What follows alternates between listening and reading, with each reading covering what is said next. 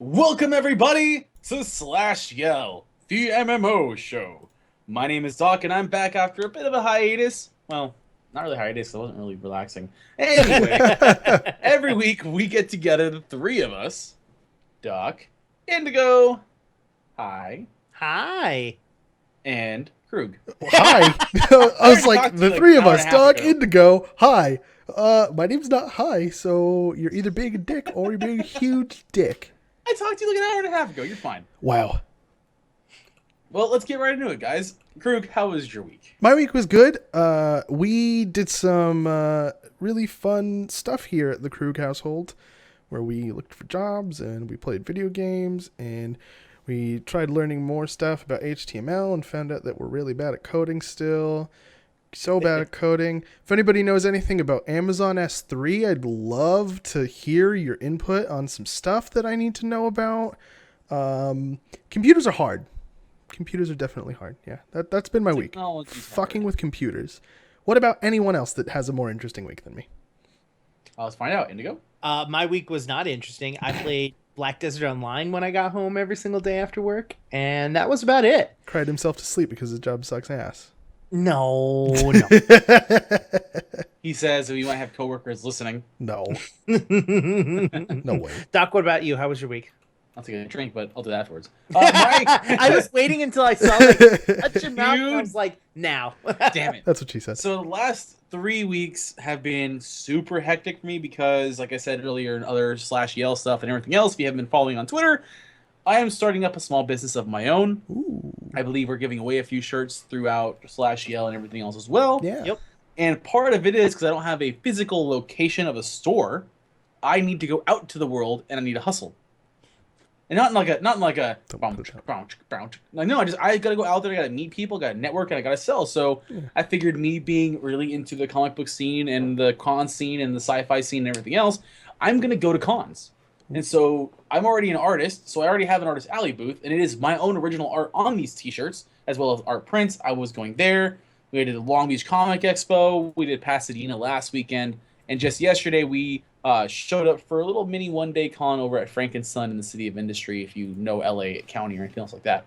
So that's what I've been doing, and I've been having a ton of fun with it. It's almost like the best... It's like Carnies, but in a good way. Because Carnies don't have a really bad connotation to it, but I was instantly embraced by the con goers, the guys that have been there constantly. Because you're a carny? If you have... It kind of feels like that because you run in. He's a Connie. And you only. He's a Connie. Yeah, I'm a Connie. It's like the Boston way of saying Carney. I'm a Connie. I'm a canny. But no, you run Sorry in if there you're from real Boston. quick, and you have fuck it. You have a very limited amount of time to build and tear down your stuff. It's a makeshift life you leave for a few days. Luckily, it's all local, so I can go home at night and then sleep in my own bed and go back in the morning. Until you start going to those Hawaii cons. Oh yeah, right. Okay. So the reason why he says that, we were at Long Beach setting up. We already set up, my friend Aaron and I, and we figured we're going to go talk. We have an hour and a half to kill before we have to go home and get ready for the next day. We see this guy putting together Lego minifigs. He's just putting them together and putting them in order, and we talk about it, and he does custom minifigs, and he sells them at cons. And I said, well, how much do you make if you don't mind me asking? He's like, oh, I sell them for $4 a pop. Like, $4 for minifigs sounds like a lot until you realize Lego Stores sells them for, say, $8 to $9 a pop. Yup. And if you want to go get the Lego Dimension stuff, that's like $17 a pop. So the dude makes bank. He goes, yeah, I just came back from Hawaii and did a whole Hawaiian con there. I only sell these. I don't sell anything else. I'm like, what? All you do is sell minifigs at $4 a pop, and you were able to legitimately justify and fund a trip to Hawaii for a week to work? And technically, you're only working 8 hours a day in Hawaii. Into it. What? You're going to have to do that, too. You're going to saturate the local market, man. You got to expand. You got to travel. Well, that's kind of the goal, is slowly expand. We have an online store, so that's... Don't fucking give me that, Croog. I'm going You to know that's saturate true. the local market. I'm Indigo. Oh, God, I hate you. Anyway, let's move on from this fucking horrific trait. Right? But that was my last 3 weeks, was just actually getting out there in the real world and trying to make a name for myself. And I'm back here! Hey, you're stuck with us for life. Fuck. Owned. So let's get this going. If you've never been... if you've never seen Slash Yell before, we're still pretty new on this show. it's kind of themed around the idea of the MMORPG. We even have our topics themed to such. Quote, to go into it, /trade is us talking about our trade itself, where we go talk about our gaming and what we're doing and our first impressions and all that kind of stuff. It's a little different from our week in review. And I'll start off. In /trade, I've been saying in other shows, I've been doing other MMOs to kind of get a feel from and understand them and go back to them. Stuff that I had to pay for or stuff that are free to play. Talked up Blade and Soul for a while, and ultimately at the end of the month, I went, it's really not for me, at least at this point in time. Right. I enjoy the combat immensely, and I really, really do like that combat, but PvE feels like a wet noodle slapping contest. But then again, it made me realize that I really do love the Holy Trinity. Yes. Like, I grew up with it, and it makes sense to me, and I do appreciate the mechanics at play for a game that understands it does not have that Trinity, and how do they get around that. But going into that content just felt like a giant DPS race, and if I'm doing that, I might as well just go back to doing dungeon runs in WoW. Up to level cap. Yeah. So I pulled out Blade and Soul for now. I'll probably go back in a while for it. I've also had I wasn't really a big fan of their cosmetics, where it was we have costumes. They're super cool. But you only can change out the entire costume. You can't they're not mix and modular. match It's shit just up. one like costume modifies the look of your entire character except for your weapon, and then you can have a weapon, and that's. And then here's it. a personal gripe I have, and that's just me being an artist and me being my own opinion. I'm not saying this is bad or not, and I have no problem with sexualization of male and female characters, but goddamn, man, some of those costumes, I sit there and go, there's no point to this costume, but purely for just fan service. There's no point. Yeah, it's called a money grab. If I'm a goddamn kung fu master, No I want to look like a goddamn kung fu master, whether or not I have a giant package or a giant pair of breasts on my character. I don't want to have to feel like if I'm jumping through the air that it's a constant gratuitous panty shot for the sake of the panty shot. Like, I don't get it. I don't like that. We get it. You don't like panties. That's cool. So You don't like women. We get it. All right. I love women, but I love playing a game that regardless of what sex I'm playing, I feel empowered. I'm gonna in the podcast. I'm gonna bleep out the word women so that people don't know what you said. But in other ways, I'm waiting for Terra to drop in Wildstar, and someone said don't play Marvel Heroes, and I said why. So I downloaded it, and I'm actually really enjoying it. It's a Diablo clone. Really? That's gotten much, much, much better from what people had said it was. And instead of creating a class in the sense of the barbarian, sorceress, whatever, you play an iconic Marvel hero. You don't create your own hero.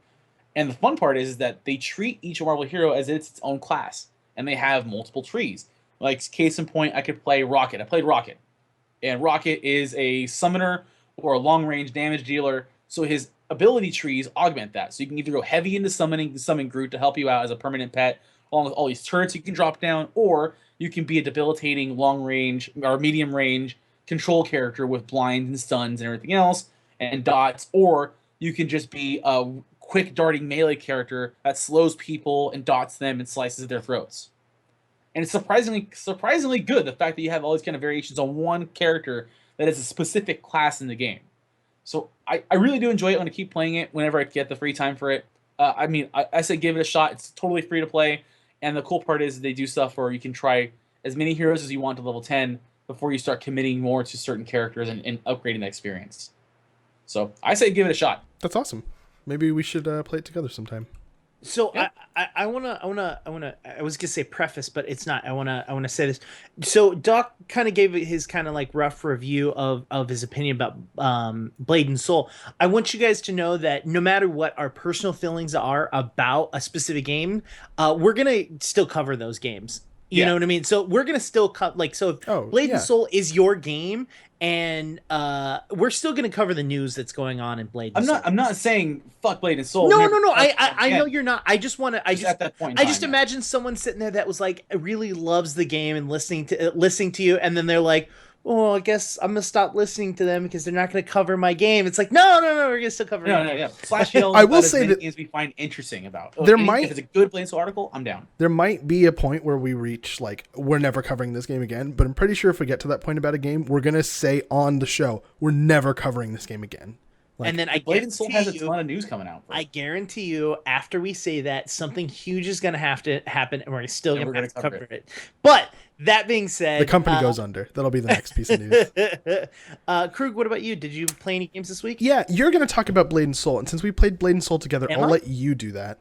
I'm sorry, Black Desert. You and I played Black Desert together, and I'm assuming you're going to talk about Black Desert. So I'm going to talk about the fact that I had my first experience in WoW between last episode and this one.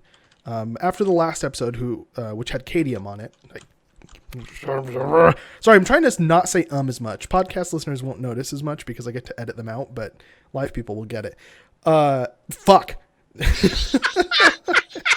He's also working on his Tourette's as well. Yeah, apparently. I'm also working on my Tourette's as well. Last week, we had Cadium on, and after the show, she got a little bit nostalgic about WoW. So I made an account, a free-to-play to level 20 account, and a character. And Indigo and Cadium and I ran around WoW, and it was actually pretty fun. So I Indigo joined and you after that. Yeah, and Doc joined us after that, and the three of us ran around for the rest of that week. Not straight, obviously. Like, once we were done with work and stuff, we came back and played WoW. It was pretty fun. And it led me to the conclusion that every game is fun if I have someone to play it with. Even something that I was so adamantly against, like WoW, it ended up being really, really enjoyable. And the scope of the world is enormous, and the abilities that you get to choose from are fun. I read through a lot of them because I think my highest level character ended up being like 15 or 16 or something like that. But it was enjoyable. It was genuinely an enjoyable experience. I have to take back a lot of the stuff that I said about WoW because I actually tried it. Well, it's crazy playing an MMO without that first M or the second M. You saw the O. What? Massive online role-playing game. Like if you take the second M out. Oh, right. It's not multiplayer. I see what you're saying. Yeah. It infinitely helps when you have somebody to talk to. Not just in your party, but when you have someone to talk to. And when something stupid happens, you can be like, man, this is so stupid. But the fact that you get to complain about it to somebody that you know and you like makes that bad experience into a good one. And for example, every experience is a good experience. Croog and I were playing for a really long time. He made a gnome, I made a dwarf, yeah. And we were questing, and it got to the point in the questing line where we were literally going back and forth, right? Doing a quest, then going all the way back to the quest hub, which was like 7.5 miles away. It was disgusting. And then going back to the place that we were just at to do the next quest. Mm-hmm.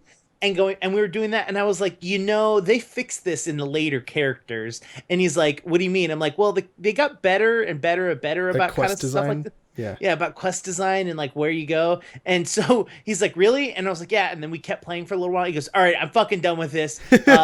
Let's So we ended up playing with the stupid night elves. No, we were night elves. We're Worgen. In a night elf leveling. I hate the night elves so much.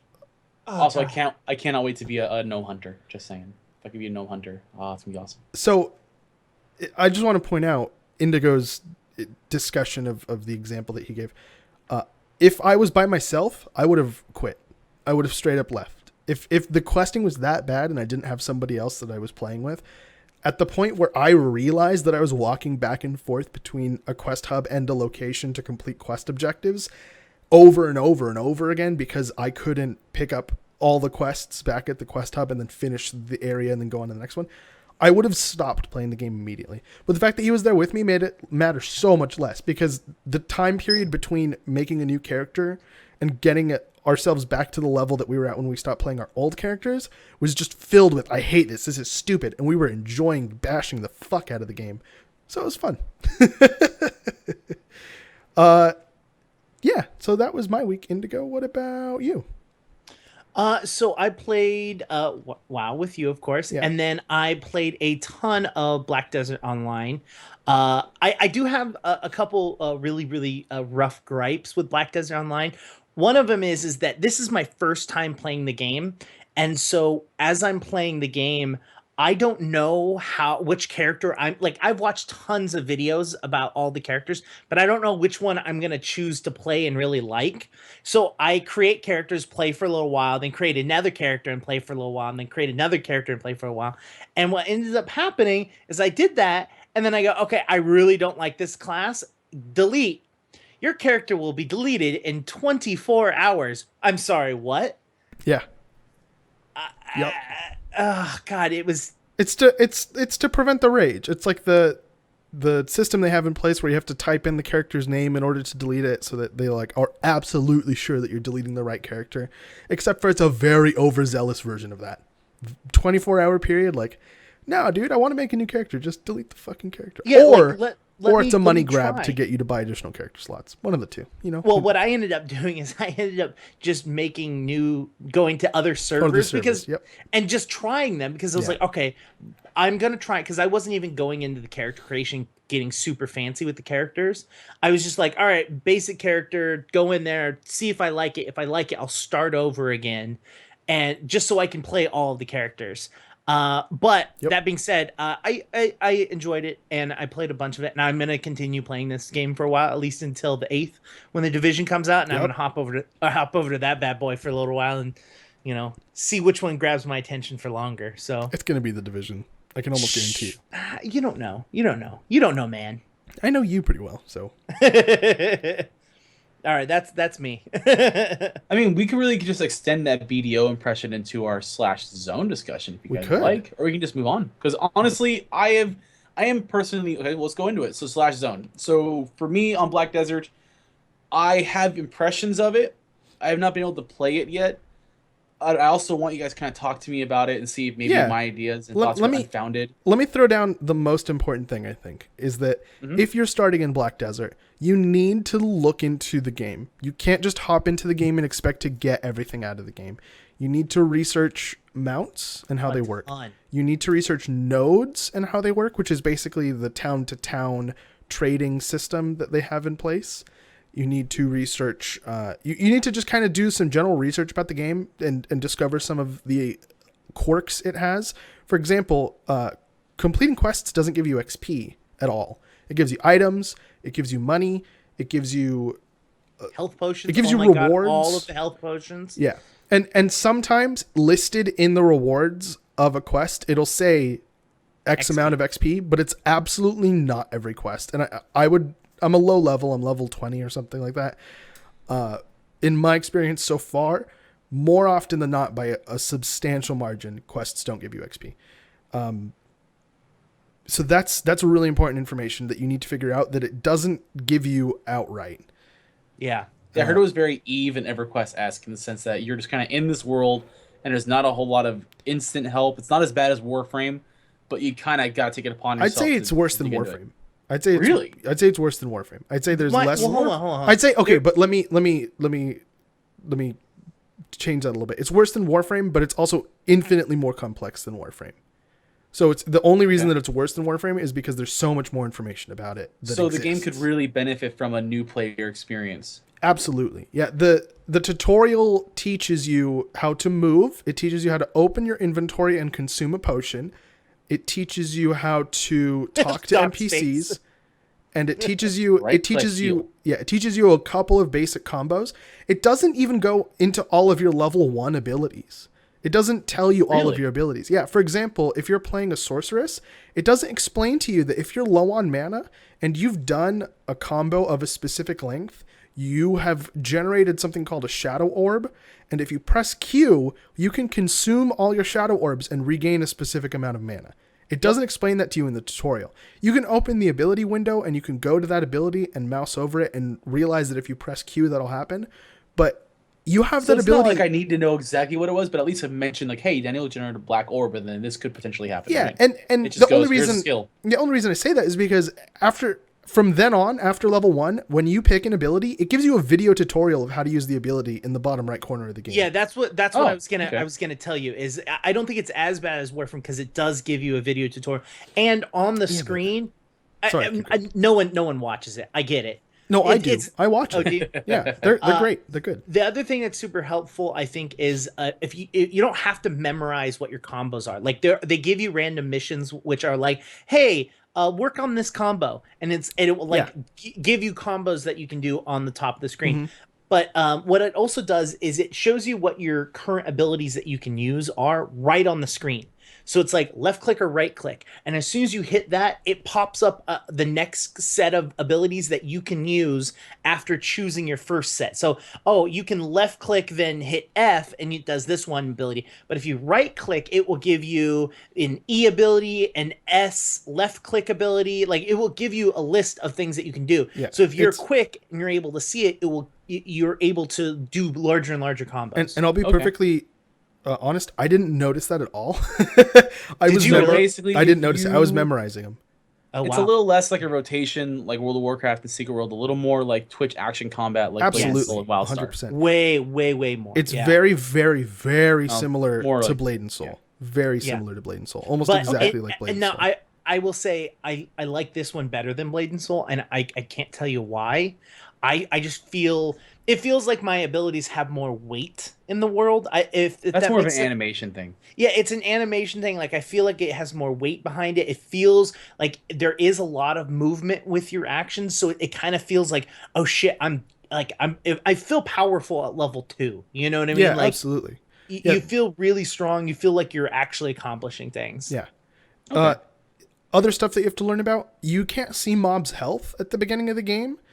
You have to kill a bunch of mobs before you can and you start learning about see their health. Yes. And then you start learning about them. But so the first one you kill, you find out its health, and then it's not like low level. It's the first one. Higher levels, you have to kill 5, 10, more and more and more. It gets to be higher numbers. That actually sounds kind of interesting. And I know we were talking to Orange Hatter in between Quarter Up and /Yale, and he said even other characters you're fighting, and because it's always open world PvP, you don't know what their levels are off the top of your head. You don't know that kind of information either. So really, PvP is encouraged, but it is very much you have to be deliberate and careful when you attack. Yeah, and is that what he said? Mostly, kind of. Yeah, I remember that. It's very interesting. Like the fact is that if you go to an area and you just start killing a specific mob randomly, it will pop up and say it'll give you a grade. It will be like B that's or C, and that's your knowledge. Yeah, that's how far you've progressed in the knowledge of that mob.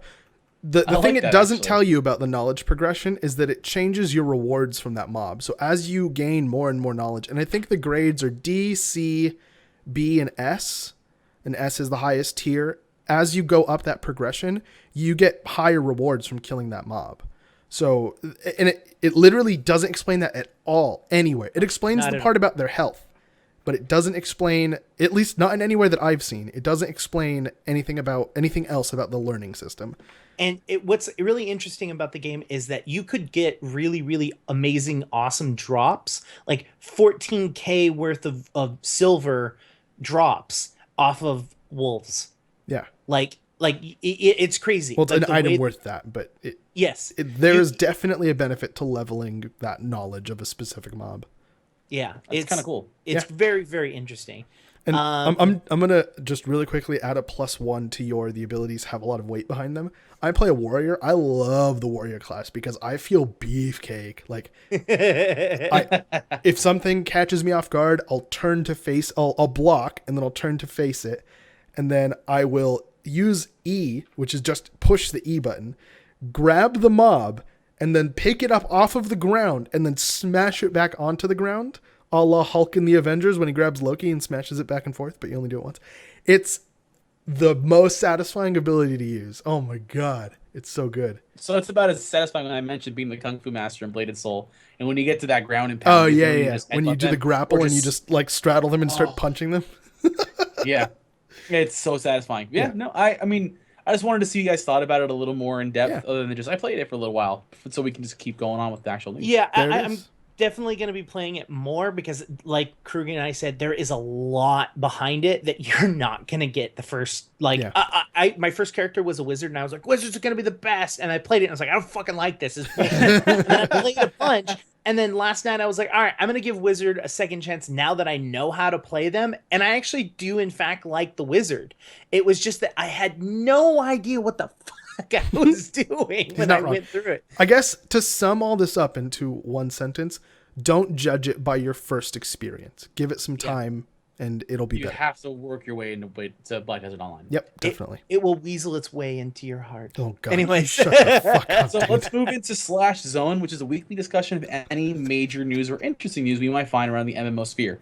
And I'm going to kick this off with something you probably all forgot about, and we did until I found out about it. Do you guys remember that there was a Lego Universe MMO? I didn't when you first mentioned it, and then I Googled it, and I found a YouTube video of it, and I remembered it because the UI is so ugly and childish. That's the only thing that reminded me. It was an MMO with a very child-friendly atmosphere. Yep. Where you were part of different factions and you were exploring the Lego universe and everything else. You had a ton of different classes. And the reason why it was just so weird, why I'm bringing it up, is that they closed it in 2012 because they weren't getting the attention and money that they needed or wanted from their target audience, which basically meant too many adults, not enough children. They're not spending money on the game. We can't justify keeping it around for that. Well, Luni, Luni, Lego Universe Newly Imagined, is an open server of the game. If you have ever want to try it out, or if you remember playing as a kid and want to play again, you can pirate it. You can help out the community learning how to QueueTimes does not endorse pirating of software of any kind, regardless of the situation. Let me continue. I was going to say that because I mentioned Luni because they're not in trouble from Lego for doing it. At least not yet. It hasn't been mentioned. But you do have to be careful because it does say in order to play this game, it needs to be pirated down. So keep that in mind. If you want to give it a shot, it does. It exists though. Here's Online. Here's another disclaimer. Online exists again. Here's another disclaimer. Downloading modified software, third-party modified software, puts your computer at huge risk for a number of different problems.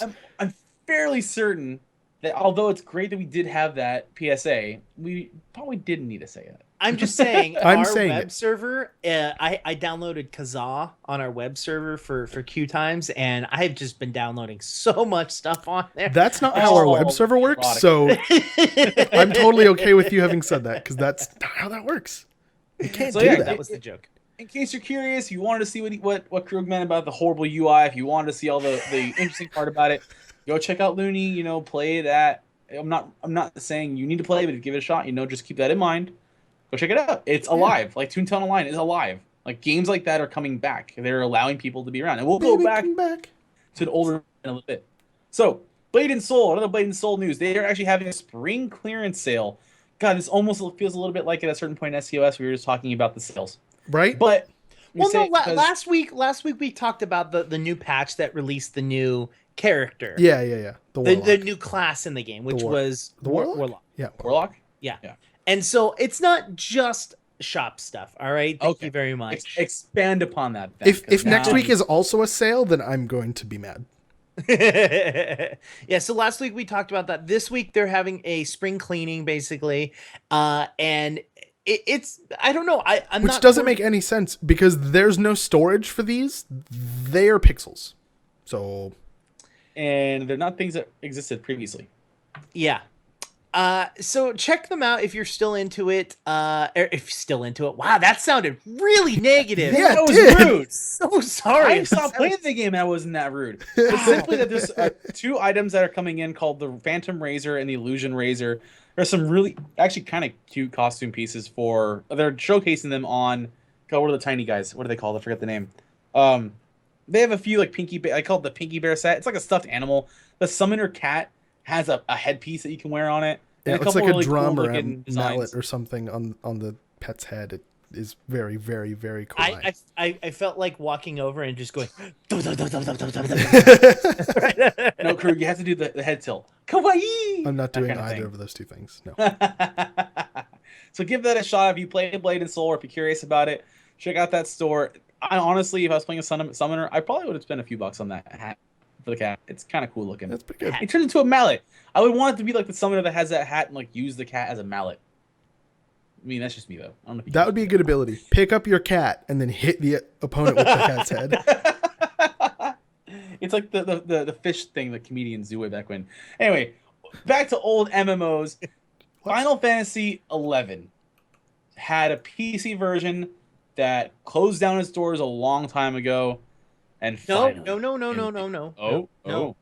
There is still servers, and they're currently supporting the 11 servers. They're keeping them up for now, so you can still play, but it's the PlayStation and the Xbox 360, I believe, is what they're on. PS2 and the Xbox 360. Yes. So they are cutting the servers for those two. Right. So they're as of right now they're still supporting the servers for 11. What I meant was For the PC. original PC Final Fantasy 11 was gone a long time ago, wasn't it? They ended the game, but the servers are still up. Yeah. As in, you can still go and play the game. Now you can on PC. On PC. Okay. What's happening with this is you will not be able to play if you have the Xbox or the PlayStation version.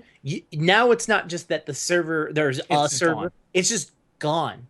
So if you want to go back in one last time to Final Fantasy 11, I know a lot of people do love that. They have the nostalgia for the games.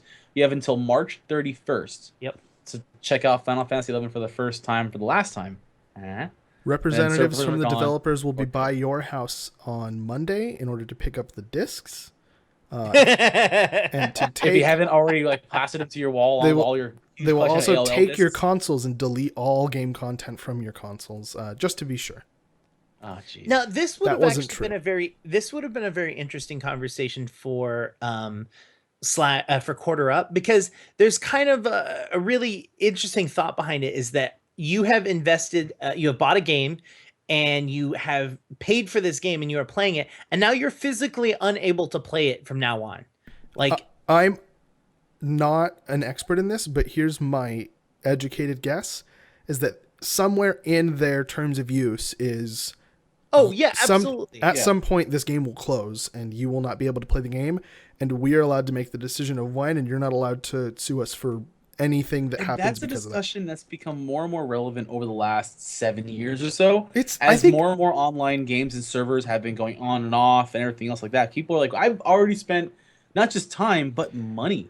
Look, and I want to have my investment because I did pay the time. I don't know an easy answer for it. I know an easy answer. It's something that I think it's a little bit of entitlement on the part of consumers.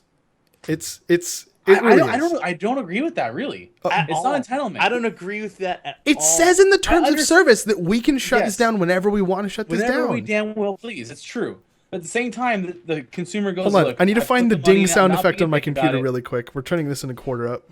No, this is the issue. Just because the terms of service says something doesn't mean that it's right. Or it's correct. They're just letting you... But it has to happen. They have to have the ability to do that.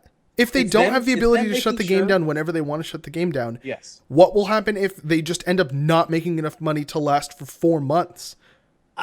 What will they do? But what I'm saying is, I'm not trying to defend users or defend them. They're making a business choice, and they are making that choice based off of the information that they have, which is we can't afford to keep these servers up. That being said, there are games out there that you can play and that you have spent the same amount of money buying that you can still play even though they're 40 years old. And so the conversation is that just because something says it in the TSA terms of service, it's kind of like the terms of service that South Park made fun of. Oh, by accepting this, you're allowing us to sew you together. You know what I mean? Just because something says it in there doesn't mean it's necessarily correct or right, or that it could even happen. Yeah, maybe it's just easier to tell you. Maybe they say, "Oh, hey, we're going to shut our servers off. If you want to host your own servers, and do it, go for it." And there's a legit reason why they don't often do that, because people are like, "Well, what about Star Wars Galaxies, all this kind of stuff?" Because there is some kind of legal implication, or they go, "You know what? This is the game. We don't want anything bad to happen to it because we're not developing anymore. We don't want to have our name." If you give someone access like that, they can bastardize it. They can make it like, "Oh yeah, I'm gonna host my own Star Wars Galaxy server, but I'm gonna replace all the lightsabers with dildos." And then Lucasfilm is like, "Yo, what the fuck's up with your game, dude? Why did you let that happen? You're never touching our property ever again." That's basically how that would work. I really do also side with the consumer, saying, I understand it's a digital property and that it does have a finite lifespan, but I need something I did grow an attachment to this game and your property and your brand. Just being cut out, and yeah, I may have gotten 7-8 years out of it, but I can go back and play these games physically. The digital argument and property thing has been happening more and more and more and more, as we get games that will just phase out. We even like Halo servers was a big deal when Halo 1 and 2 finally died and Halo 3 finally died. It's just an interesting discussion that it's going to continue to happen as we get more and more into the digital age. Here's the bottom line. Indigo, you just need to learn to be elite hacksaws and hack into the game system file OS server manager application database. I'm going to need you to delete System 42, all right? 42. 32. Whatever. Don't care. Just fucking go on. Do you want to take that Final Fantasy 14 bit real quick? I have no idea. I haven't played Final Fantasy 14. I'm going to need you to delete System 42. I'm going to change your QueueTimes bio to I'm going to need you to delete System 42.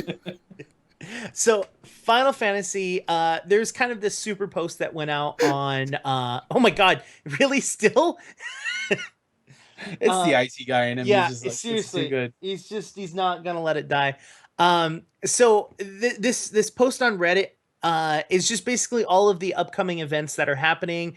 Crystal Tower Raid, Coil of Bahamut, Wolf's Den EU, and it's just kind of giving you, when is it happening, what data centers are happening, and then details on the events themselves.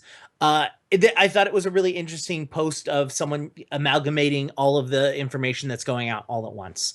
So that's why I threw it on here. If you are playing Final Fantasy, check it out. See if there's any events that you want to get involved in. I love events. I love when games like MMOs do events like this, like Wildstar's doing with like the racing events and stuff like that. It's getting a bunch of people to come in to do specific events at one time. So that was kind of it for that. and what about Neverwinter? I also am a little confused about this. I'm the new guy for this. For Neverwinter or this show? I'm just kidding. Neverwinter Online. So Neverwinter Online, there's a couple things. There's a developer blog about the Treasures of the Maze engine. It's a lot of it's showing you items. It's showing you stuff that you can get from the Maze engine campaign. Is their next expansion? So yeah, this is it's just campaign rewards that you would be getting, costume pieces, additional boons that you would get. It's just giving you. It's kind of a breakdown of everything that's going on for that. Yeah, there's a lot of spikes in that armor set. Yes, there is. There's a picture of like two armor sets that it looks like Wolverine and Spike, the X-Men character, just spikes everywhere. Just yeah, it's like a 12th grader got a hold of Neverwinter. There's a female on the left who's basically a porcupine with millions of metal spikes coming out of her armor, and then to the right is a dwarf with a horn. It looks like he has a horn. It's so weird. Like, I don't get this photo at all. It's awkward. It'd be a pain in the ass to I'm sit just down saying, armor sets. She needs a hug. You want to give it to her? Yeah, you can go ahead and do that. So the next thing is that right now, if you are watching us right now, after the show, you can probably go over to Neverwinter because they're doing a double seal weekend. Art. Yeah. God. Wow. Oh. Continue. I'm not even going to continue with that conversation because it's over. Something else that they've done, which I think is very, very interesting. A lot of games are doing this, and I really love when they do this. A state of the game address. It's the developers come out and just give an overall, this is what's going on in the game. Now, I just found this right before we did the show, so I haven't really gotten to do a full breakdown or see what's going on with that. I'm going to try to go ahead and read that this week and try to do a breakdown for you guys on QueueTimes. So if you guys want to come over and get honestly, state of the game addresses, at least for me, never feel like much more than a press event. And even then, skimming over this, it's like, hey, we know. Well, that's what the United States State of the Union is. So yeah, it is what a state of the game address is. It's for those of you like that aren't us that take the time, and that sounds so pretentious, that take the time to we take the time. Well, we do take time because that's what we do for this show, for our enjoyment and entertainment, and tell people like, we do this so you don't have to. State of the game is probably the most generalized rundown of the sequence of events. It's not a Q&A. You're not going to get the hard-hitting questions answered. No. It's not some kind of data mine thing. It's a recap of what has happened, and sometimes an understanding of what happened as a misstep, and then saying, this is what happened, this is what we want to happen, and this is why we want you guys to stick around for it. And that's literally what Arc Games did right now for the state of the game. Mm-hmm. No, I'm not poo-pooing it, but that's what it is. I think it's very important that they do stuff like this, or at least gaming studios do this as a whole, because the more information, the better, in my opinion. But that's just me. And that's it for Neverwinter. I mean, it's a lot for Neverwinter. We're kind of trying to go through some of these a little bit quicker because we are already getting pretty far into time. And I need to go get some barbecue. Golly gee, yeah, we are kind of running behind. So this is important, though, because this is something that the article does apply to 2 specific games, but it's something that any game that's doing a buy-to-play or free-to-play model could possibly take a look at from the viewpoint of a player who's passionate about both games. So QueueTimes Zone Chestnut put a part 1 of 3, I believe, correct? Yes. Article about the Secret World and comparing it to Wildstar, and she chose those 2 specific games because of recent developments in both. The Secret World has recently changed and revamped what their systems are going to do for their subscription players and everything else, and Wildstar was before that, was one of the more higher profile games that had that kind of change done. So they did this whole, we're going free to play, this is how we're doing it, this is our rewards for subscribers and everything else, and then Secret World recently came out and said, this is our change to it, this is what we're going to do, what we've noticed with our players, how we want to do it. And she goes into multiple depths on stuff like RNG boxes. She talks about, and this pertains to 2 specific games, but it's something that if you're a fan of a game that's neither of these 2, to take a look at. Yeah, absolutely. I mean, in my opinion, these 2 games have probably 2 of the more fair subscription models for free-to-play or buy-to-play, and for their subscription for their players in the current market. And it's interesting to see how those 2 compare to each other, and how it almost seemed like they fed off one another to get to that point, and where other games should take notice if they want to enhance and enrich a player's experience in the game and keep them spending money, because that's how they keep their servers open. And also, if you read the article and you like the content in the article, check out the comments, because somebody that read the article wrote a really good, well thought out comment that has a lot of good information in it, and just not replied to it. And so there's a lot of good information in the comments that you can also read. That was good. Check it out.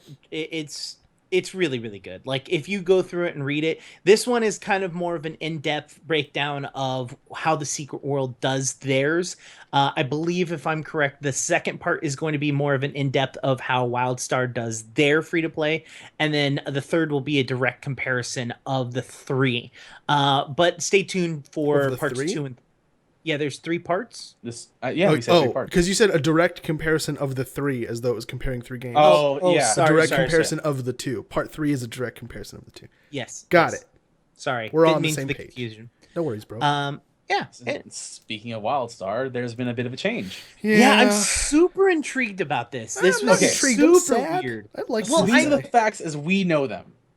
Time travel doesn't work there anymore. Yes. Done. Yeah. That's all I know. It wasn't like some weird conspiracy where someone was tipped off to it. I believe his Twitter account either changed names or was actually deactivated. No. It changed names. It changed names. Yeah, he changed it from CRB Time Travel to just Time Travel Dev. Yeah. So if you're looking for his Twitter, it's Time Travel Dev. I think it's Time Travel _ Dev. The reason why I bring up Time Travel is because obviously our time in the game, but he's also pretty noteworthy within Carbine and Wildstar because he was their raid and dungeon encounter lead designer, if I'm not mistaken. And Time Travel came onto STOS and would sit and watch through STOS quite a bit. And so he was kind of a supporter of us, and it's just so crazy to see this happen. It's beyond the scope of like a pre-launch slim down of a cast. There's no press release from either side of it. There's no even curiosity or there's speculation. I don't even know where to begin on it because I don't want to just like I don't want to stoke any fires that don't need to be stoked. This is what we know. He no longer works with the company. We do not know if it was self-release or if it was mutual or layoff or mutual. We do know that Time Travel cannot talk about it and will not talk about it. He did say himself, I can't due to contracts. Right. So that's something that we're not going to probably know for a while, to be honest, if ever. Or ever. Yeah. It could be. And I just want to point something out. A lot of the times contracts like that are blanket. It's not necessarily there's something about this situation that we don't want you to know, so you can't talk about it. It's just more, if you're let go or if you leave, you can't talk about it, period. End of story. So yeah, the knee-jerk reaction from people is... Sorry, go ahead. Yeah, I was just saying, the fact that he can't talk about it is not an indicator of any specific thing in and of itself. It's also not an indicator that nothing happened. Like, we just don't know. That's the bottom line, is we don't know. So, and like I was going to say, it's not malicious. He's right. It's a blanket thing. Whenever you leave, you do run that risk if you want to talk about it.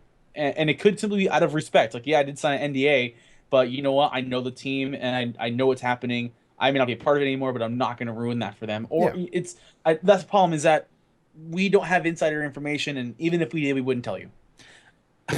and no, I'm serious. Like, no, I know, but that was just like, even if we did, we wouldn't tell you. It's not pretentious, depending on whatever developer, because some people do know that if we're not allowed to talk about it, we're not going to talk about it. Yeah, I get what you're saying. It's just really funny that you said. But my problem is that people always feel like it's some like malicious attack, like something bad happened. There's blood in the water. Go for it. Like, no, it's. I actually haven't seen. I haven't been on the Wildstar forums, but I haven't seen a lot of people like, oh, this is the blah blah blah. Like, time travel got it's fucked out of XYZ. Like, I'm so sad to see you go. Or there's a lot of that because he was good at his job. Like, absolutely, dungeons were amazing. Raids were good. Like, it's not like we're not getting anybody in his place, right? From what we've been told, at least, and it's not confirmed, or is it confirmed? I can't remember exactly. But CRP Tanagram, who at one point I believe was a warrior class head or spell slinger, I forget which one it was. He's taking over Time Travel's place on the team.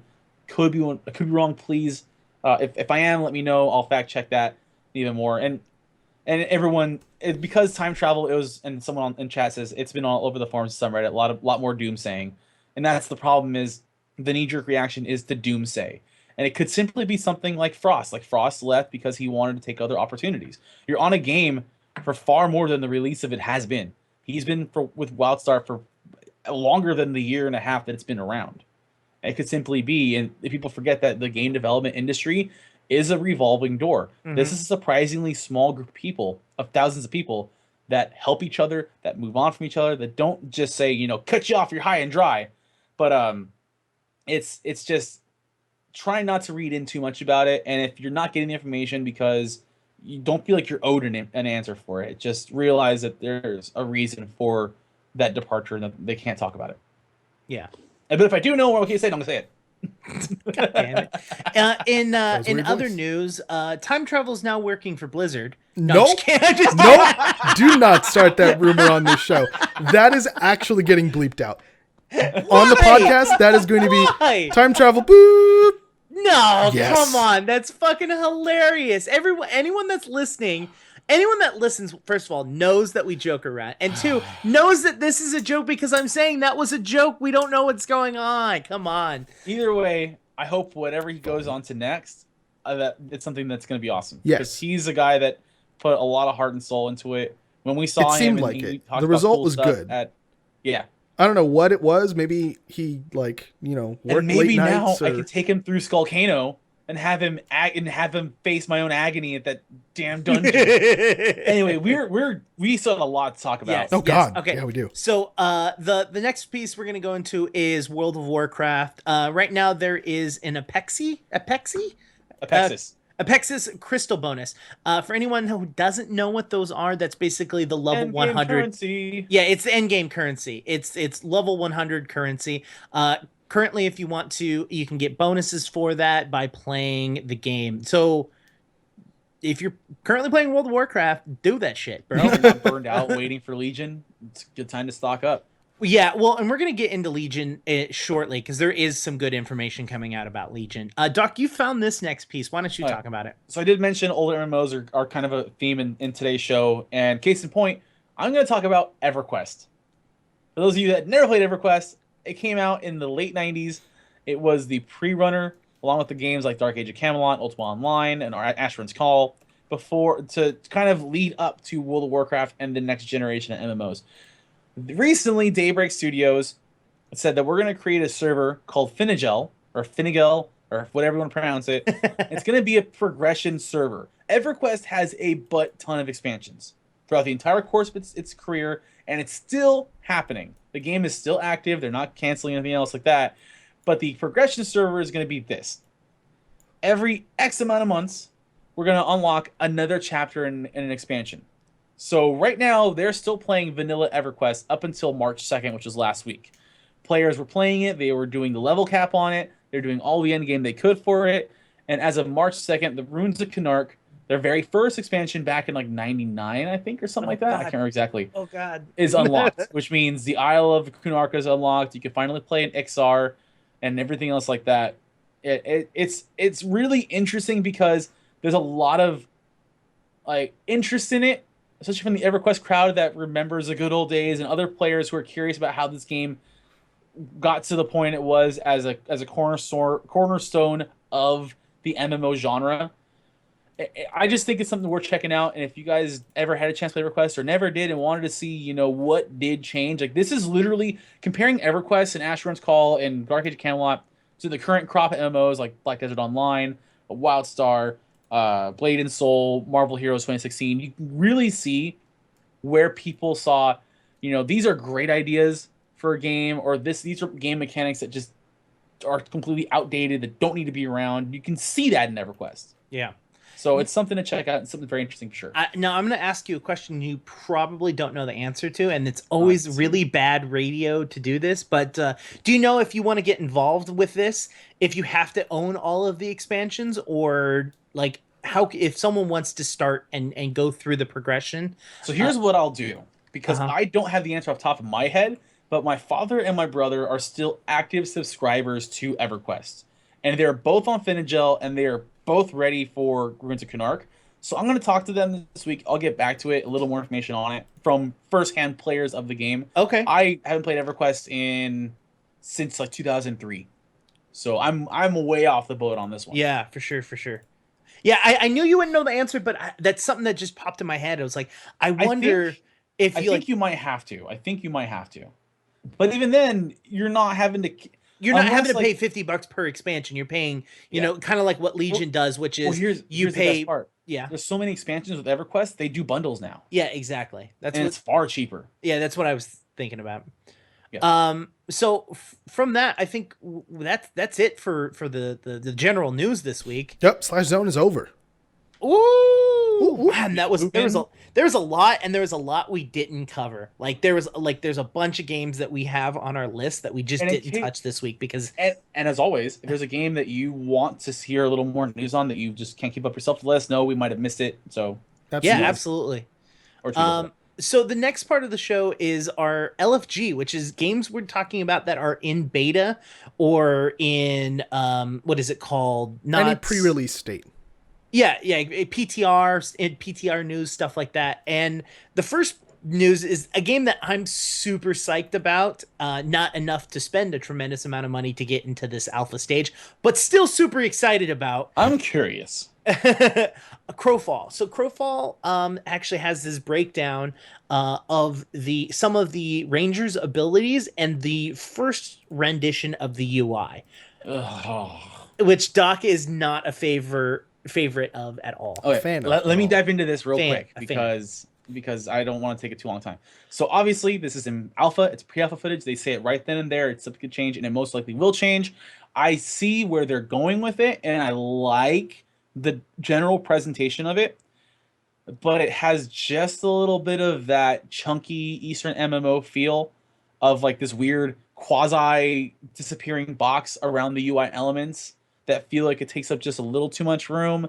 And it's just me and my gripes with it. And, you know, Artcraft, if you need someone else to help talk about UI design and that kind of stuff. Wow. Just saying.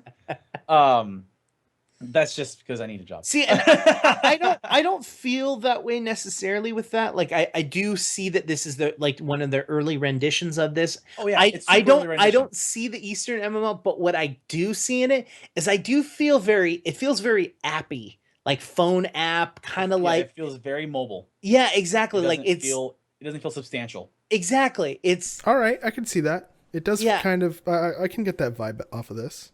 And I think because we are moving to another generation where like games like we didn't talk about this, but the Final Fantasy 11, they're actually making it into a mobile game. I think this is going to sound really, really, really stupid. I think it's just the fact that I don't like circular icons. I think that's the only reason that I don't like this UI. that's a whole design thing that's nowhere near MMOs, but I could totally go into an MMO sense for hours. Yeah, let's not do But that. yeah, MMO design in circles and squares. The idea is to maximize the space while creating an aesthetic that's unique and interesting to somebody. I thought we agreed I not paused to there. do this. Anyway, so yeah, if you want to check that out, the Ranger is one of their first archetypes with a range on it, as well as you want to see what the UI could potentially go from here. Go check out that article. They also constantly do streaming of the development of the game, so keep an eye on Crowfall. I love it. I'm so happy that they do that. Anyways, so the next piece of news is actually WoW Legion information. So they're in alpha for Legion still, but you can go ahead and go on to the PTR and actually check it out. Right now, it's kind of an infograph of all of the information that's going on with that. They're doing max level is 108 that you can get to. Once Legion expands, you will be able to get to 110. But with this PTR, the max level will be 108. It shows you new regions that you can go to and what regions are going to be coming up, which classes that you're able to play, and just like highlights of different dungeons and stuff like that you will be able to take a look at. And I really love that they did this. Like, you don't even have, there's nothing to read. It's just this beautiful, clear, clinging infograph of what the hell's going on. Absolutely. And the biggest thing they mentioned in this patch is that Feral got a rework that they actually want you to try and check out. So keep that in mind. So if you like playing Feral Druids and you have access to PTR... What is that noise? That was me doing Indigo's noise, but at a higher pitch. Oh my god! You found this, and I really love this piece. So thank you, Reddit. Thank you, Reddit, for this one, because Reddit Games found this one, and I fucking thought that was awesome. So someone already data mined the first major stuff from The Division. That's some giant asshole will not stop honking his car horn right outside my fucking window. I swear to God, I'm gonna go punch him in the mouth. It's still happening. Just go to the window and yell, "Shut the fuck!" You guys do the show. I'm gonna be right back. Okay. So the biggest thing to take away from this is that they actually did kind of show how many missions are in the base game. So a couple DLC things that might be coming in, a little clarification on stuff like crafting and the way that it works. But in a nutshell, it seems that there's roughly about 10 to 13 hours of base gameplay missions, which is a little disconcerting, but also that makes sense because they've been really pushing Dark Zone lately. Well, not only have they been doing that, but this is an estimation off of the missions that you were able to do on beta. They're saying, hey, this is how many. No, this is supposedly the entire campaign, not beta. No. What they're saying in this video is that there are X amount of missions, right? There's 26 missions that are available. And in beta, it took you approximately 20 minutes to do each mission. Yeah, exactly. And so correlating 20 minutes times the it's an average. Yeah. They're averaging it. But that's not saying that some of the missions are significantly longer or anything like that, or shorter. This is estimation numbers. Yeah, everything in this data mine, when they're going beyond the actual facts of it, is just a guess on it. And they're only, in my opinion, the other two things is, yes, they did confirm daily missions are a thing. Phoenix credits are just like Apexis crystals and any other endgame currency. That'll definitely confirm daily missions. And also, before we close to the end of this, the crafting stuff surprised me because they said there's tooltips in the game that the crafting blueprints are not a one-time use thing. You can constantly rebuild them, and they're a little bit like Diablo 3 in the sense that you get, AK-47 with like 6 attributes and stats. They're not set in stone; they're randomized. But there is a system in place called recalibration that will allow you to essentially do an item reforge. Oddly enough, according to the wording of The Division, recalibration seems to only work at the moment with armor or gear. Yeah. So in the other MMOs, gear is just the catch-all phrase. Weapon, armor, everything. It's all gear. In The Division, gear is your armor or your clothing. Anything not your weapon. And then they actually have a weapon keyword as well. So that's something to keep in mind. And possibly claymores, which would be very interesting because it would dark. Give me that. Yeah, they're saying that there's an animation file in there for claymores, but there isn't any claymores in the data mine, and there hasn't been release of any claymores. Right. So we don't know if they're going DLC? to exist. Yeah, not the Claymore DLC. Blow your opponents into pieces with this Claymore. They say DLC in the data mine like 4 times. I know. I hate Tank Boss DLC.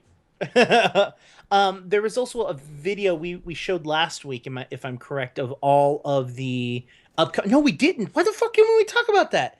Oh, that's because it happened this week.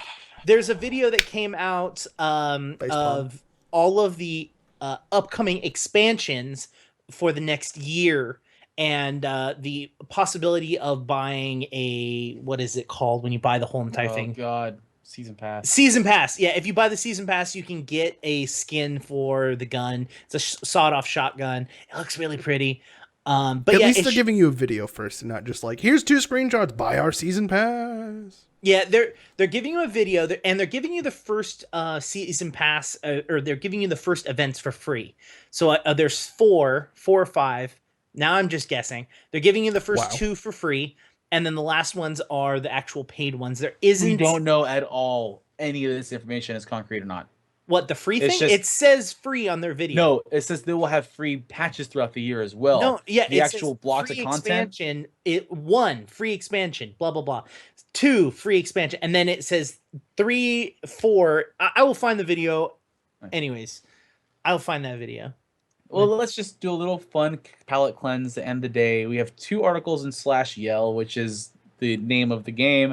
I'm going to hold off on one of them for next week because we're almost out of time. But, Croog? I nodded. I was going to say, wait, which one's Final Fantasy 14? I don't play the game enough. Final Fantasy 14 is the one that is currently live, that's out and is still actually playable. So this image, which I'm going to share with the group, I found it on Reddit, and I thought it was really funny. It's kind of a glitch. One of the people's companions actually went in front of them while they were crafting an item, and it looks like they're sawing their head in half. It's hilarious. Yeah. And to me, that was kind of a fail. Like, come on, make that a zone that they can't walk through. Like, tables should have collision if you're going to be using a saw on the table. Yeah, just saying. It's pretty funny that exists there. And then you said you're going to keep your rant for next week. Is that right? Yeah, we got a little bit of it today, but I'll keep it to next week, and I'll expand upon it. Yeah, we're also over time. That's also true, and I have to get the barbecue. That's so hungry. You're so fucking hungry, you fatty. So with that, Doc, why don't you say your goodbyes first so that you can just run away and get your barbecue? You can find me on Twitter at DocQT. I'm done. Bye. He's actually gone. My name is Croog. You can find me at CroogQT on Twitter. You can also... Doc is trying to open his door and failing miserably. It's lost. You fucking idiot. Luck for me. What the fuck? This is the worst podcast out. Can we just make that the outro? That was it. The podcast is over now. We're not going to do the rest of the outro. Croog, just tell the people where people can find you. All right. You can find me at CroogQT on Twitter. You can also find me via email. My email address is croog@QueueTimes.com. And if you want to reach all 3 of us, you can email yell at QueueTimes.com. What about you, Indigo? You can find me on Twitter at IndigoJonesQT. You can email me at indigo@QueueTimes.com. And I'm on all forms of social media. So just look for Indigo Jones, and I'll be there. That is not being included in the podcast edit of this show. I'm just going to point that out. Thank you very much for joining us, everybody. We'll see you next time. Goodbye. Bye. Oh, but not goodbye, because we have to announce the winner of a contest. Oh, yes. Really? Yeah. Yeah, we did a giveaway for the division. I'm actually already ready. Can I just go ahead and do it? Do it, Broham. So our 2 winners, our second place winner is at Alzkill on Twitter, ALZKILL. So that lady or gentleman is going to be receiving one of Doc's wonderful t-shirts. They're going to be receiving a email from me shortly, probably tomorrow actually, with some information on how to get that to happen, and we'll take it from there. And the grand prize winner is Joshua Dow. So if any of you are Joshua Dow, congratulations. You're going to be receiving The Division key on Steam that you'll be able to use to play the game.